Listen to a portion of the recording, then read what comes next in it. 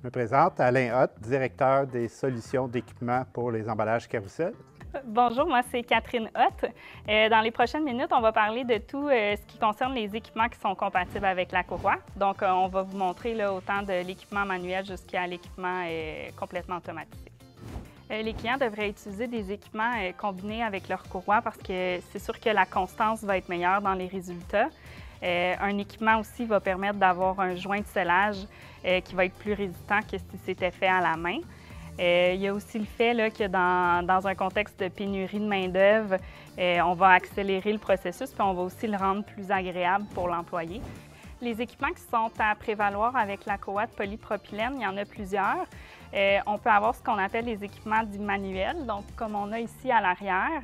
Quand on parle d'équipement manuel, là, on va avoir plusieurs outils. Donc, on va avoir un outil qui tend la courroie. On va aussi avoir un outil qui va venir sceller le cachet qu'on va apposer sur la courroie. Puis, on va pouvoir parfois avoir un outil de coupe là, qui va venir couper l'excédent de courroie dans certains cas. On a aussi ce qu'on appelle les outils à batterie. Donc, il existe différents outils, là, dépendamment du type de courroie, la largeur, l'épaisseur que vous allez avoir. Puisqu'on a aussi ce qu'on appelle les tables de cerclage ou les tables à arche. Donc, des équipements qui sont un peu plus semi-automatisés. Dans des cas où on aurait des clients vraiment avec un volume plus important, on va avoir des équipements qu'on va faire sur mesure qui vont vraiment être des équipements complètement automatiques.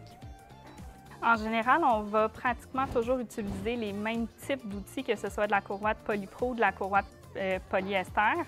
Dans la courroie de polyester, on va vraiment privilégier des outils qui sont manuels ou des outils qui sont à batterie.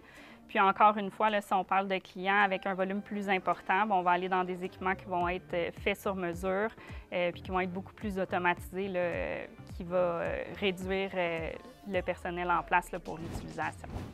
Un outil manuel, ça va vraiment être pour des utilisations qui sont faibles parce que ça demande beaucoup de manipulation. Donc, ça prend le tendeur, la pince, les cachets. Donc, on a vraiment besoin de plus manipuler la courroie. Tandis qu'avec l'outil à batterie, c'est sûr que c'est plus simple d'utilisation, c'est aussi plus rapide. Donc, le même outil va vraiment venir tendre et sceller. Donc, on va éviter l'utilisation de cachets dans ces cas-là. On devrait se diriger vers les équipements à batterie pour vraiment optimiser le rendement du scellage. Donc, le scellage va être plus constant.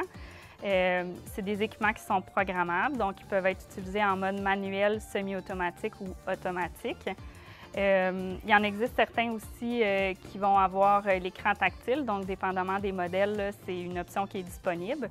Donc, selon la courroie que vous allez choisir, la largeur de la courroie, son épaisseur, puis le nombre de tensions qu'on veut aller chercher, ça devient des outils qui peuvent être utilisés pour ces applications-là.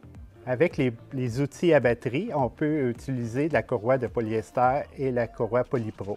Par contre, il va falloir faire des ajustements au niveau des tensions et des réglages. La table de cerclage va être utilisée avec la courroie de Polypro.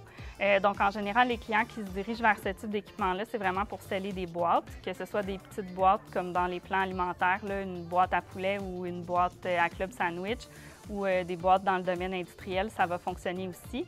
La table de cerclage, on va devoir amener manuellement la courroie pour venir faire le cerclage.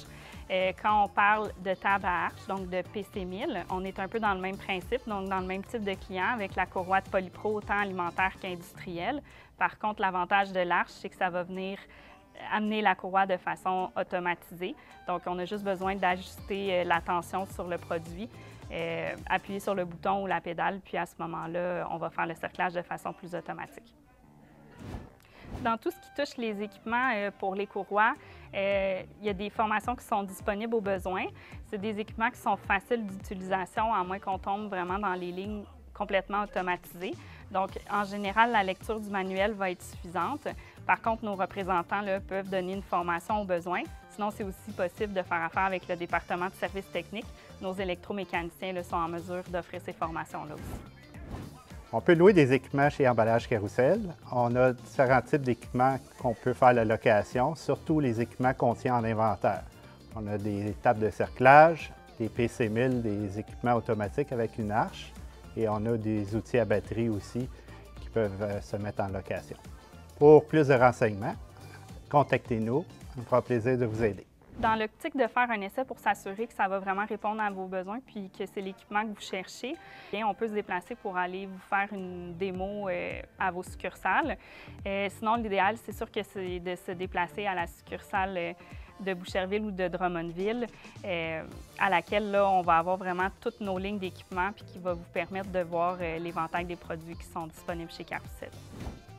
Donc, pour la maintenance de vos équipements, c'est important de faire une première lecture du manuel d'utilisation dans lequel vous allez voir les entretiens minimaux à faire sur vos équipements. Le spécialiste là, qui va vous accompagner pour l'achat de ces équipements-là va aussi pouvoir vous mentionner ce qui doit être fait de façon quotidienne sur vos outils ou vos équipements. Pour s'assurer que les entretiens sont faits de façon adéquate sur vos équipements, Carrousel offre des plans de maintenance. Donc, le plan de maintenance là, sert vraiment à prévoir d'avance les entretiens à faire sur vos équipements. Ça va éviter de tomber en arrêt de production. Donc, il y a nos techniciens là, qui sont qualifiés, formés et certifiés vont pouvoir effectuer ces maintenances-là sur vos équipements. Ça va être prévu d'avance aussi, donc ça peut être prévu de façon budgétaire. Donc, le conseil que je peux donner à tout client qui a de l'intérêt pour des équipements, c'est de contacter un de nos spécialistes. Il va vraiment pouvoir vous accompagner, faire le tour de vos entrepôts, puis sélectionner le meilleur équipement là, selon la courroie que vous utilisez pour répondre au mieux à vos besoins. Oh, je vais recommencer. Non, ça, c'était pas bon. Je recommence. C'est Eric, là, qui... C'est pas vrai? Ben non! J'essayais de dire « fider », mais je trouvais pas de mot français. Ça va être long, hein?